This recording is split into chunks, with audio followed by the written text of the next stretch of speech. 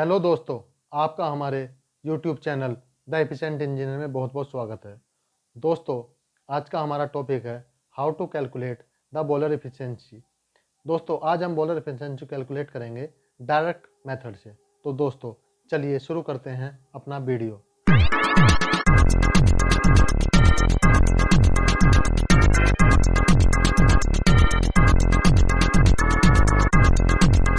Hello दोस्तों, तो शुरू करते हैं आज का अपना टॉपिक बॉलर एफिशिएंसी।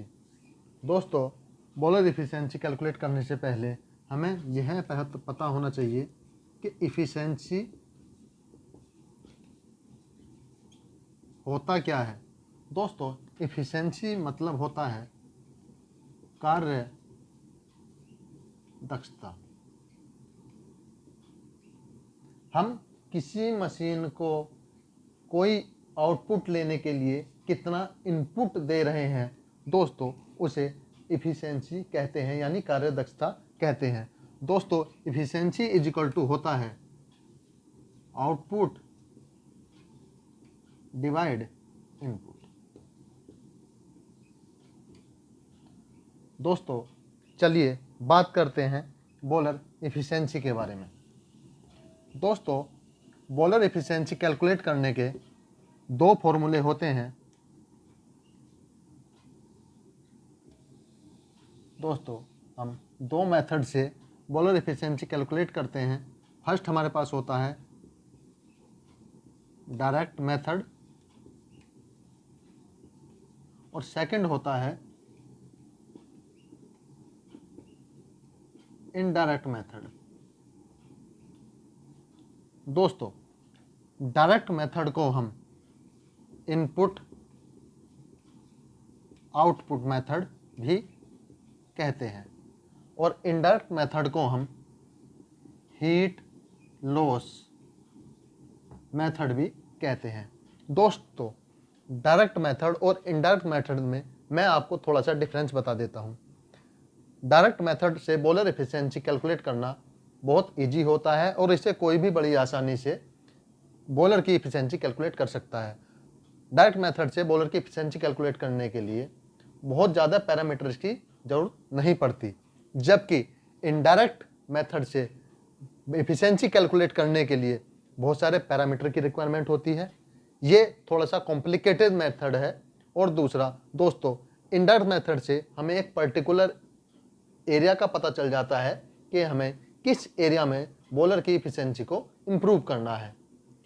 दोस्तों, आप लोग डायरेक्ट मेथड और इनडायरेक्ट मेथड में डिफरेंस समझ गए होंगे। तो चलो दोस्तों, अब हम बॉलर की एफिशिएंसी डायरेक्ट मेथड से कैलकुलेट करना सीखते हैं। दोस्तों, बॉलर एफिशिएंसी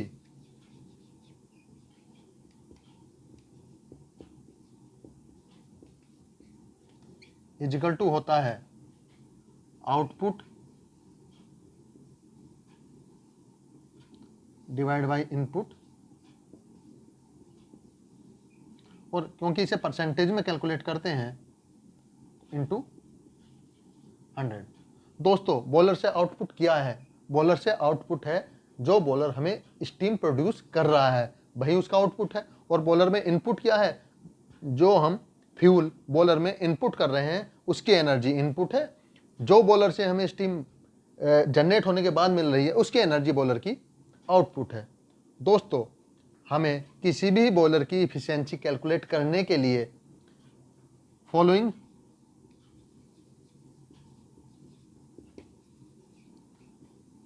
पैरामीटर्स की रिक्वायरमेंट होती है। दोस्तों, वे कौन कौन से पैरामीटर्स हैं जो हमें पता हो तो हम किसी भी बॉलर की एफिशिएंसी डायरेक्ट मेथड से कैलकुलेट कर सकते हैं। दोस्तों, first steam generation capacity, steam की क्वांटिटी बॉलर कितनी जनरेट कर रहा है इन केजी पर आवर। दूसरा, fuel consumed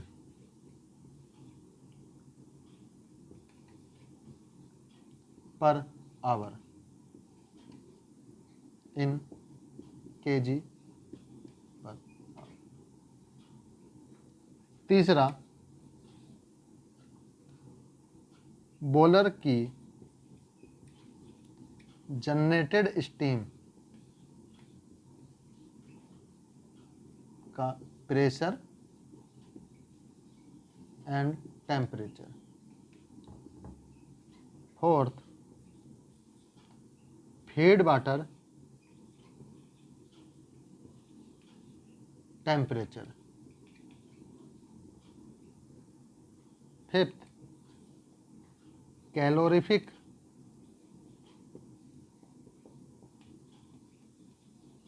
value of fuel. दोस्तों, अगर हमारे पास ये सब पैरामीटर्स हैं तो हम किसी भी बॉयलर की इफ़िशियंसी डायरेक्ट मेथड से कैलकुलेट कर सकते हैं। दोस्तों, स्टीम जनरेशन कैपेसिटी को हम कैपिटल Q से डिनोट करते हैं, फ्यूल कंज्यूम्ड को हम स्मॉल q से डिनोट करते हैं, बॉयलर स्टीम प्रेशर और temperature P and T, feed water temperature, temperature of feed water, calorific value of fuel GCV in kilo calorie पर केजी। दोस्तों, चलिए अब हम एक फॉर्मूले के से इस कैलकुलेशन को समझते हैं।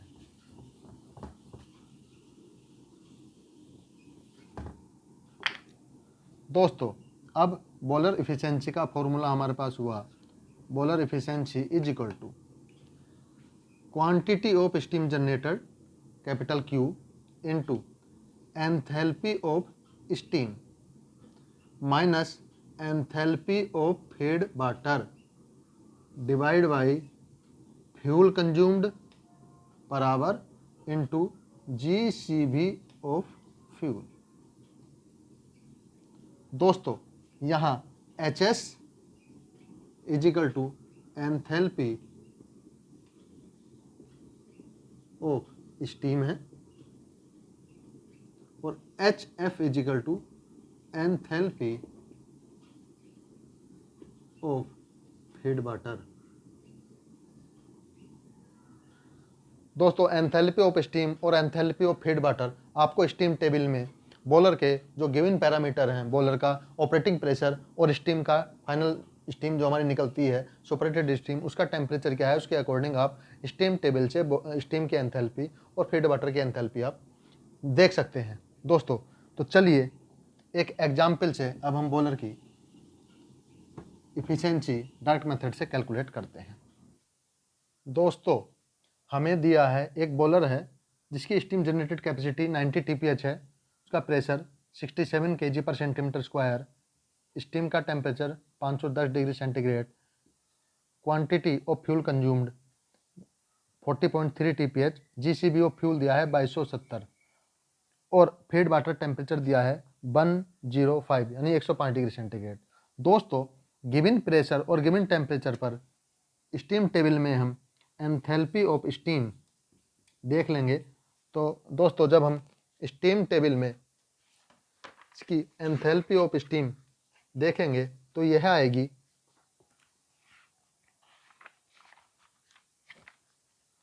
821.7 किलो कैलोरी पर केजी। दोस्तों, enthalpy of feed water 105 kilo calorie पर केजी। दोस्तों, ये सारी वैल्यू हम अपने इस फॉर्मूले में पुट कर देंगे। दोस्तों, efficiency of boiler is equal to हमारे पास आया क्वांटिटी 90 TPH यानी 90 टन इंटू 1000 यानी कन्वर्ट कर लिया दोस्तों केजी में, into enthalpy of steam 821.7 minus enthalpy of feed water 105 divide by quantity of fuel consumed 40.3 into calorific value of fuel 2270। दोस्तों अब हम इन सब वैल्यूज को कैलकुलेट कर लेंगे तो इनटू 100। तो दोस्तों जब हम इन सारी वैल्यूज को कैलकुलेट करेंगे तो हमारे पास वैल्यू आई 70.5%। दोस्तों गिवन पैरामीटर पर हमारे बॉलर की एफिशिएंसी आई 70.5%। दोस्तों बहुत ही सिंपल तरीका है बॉलर की एफिशिएंसी कैलकुलेट करने का। दोस्तों चलिए साथ साथ में आपको इसमें एवोपरेशन रेशियो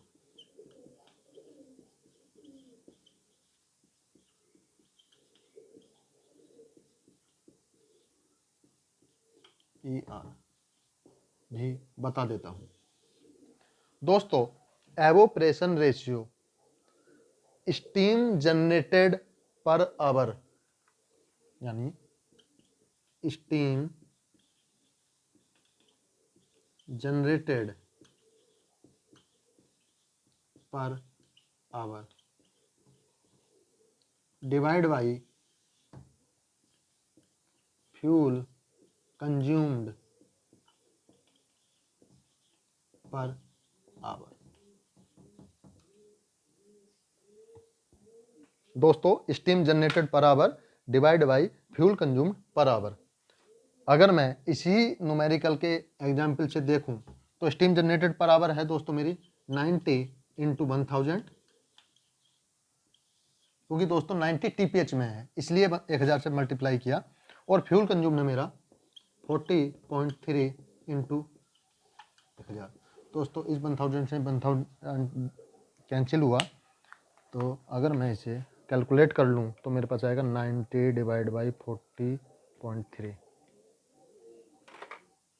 दोस्तों मेरे पास वैल्यू आई 2.23। दोस्तों इसका मतलब ये हुआ कि मेरे 1 किलो फ्यूल से 2.23 kg स्टीम जनरेट होगी दिए गए पैरामीटर पर। दोस्तों हम इसे evaporation ratio, steam to fuel ratio और कुछ लोग इसे रेजिन भी बोलते हैं। तो दोस्तों आप इसमें कंफ्यूज मत होना, एवोपरेशन रेशियो, रेजिन और air steam to fuel ratio दोस्तों एक ही बात है। तो दोस्तों हम डायरेक्ट मेथड से एफिशिएंसी और एवोपरेशन रेशियो को इस तरह कैलकुलेट करते हैं।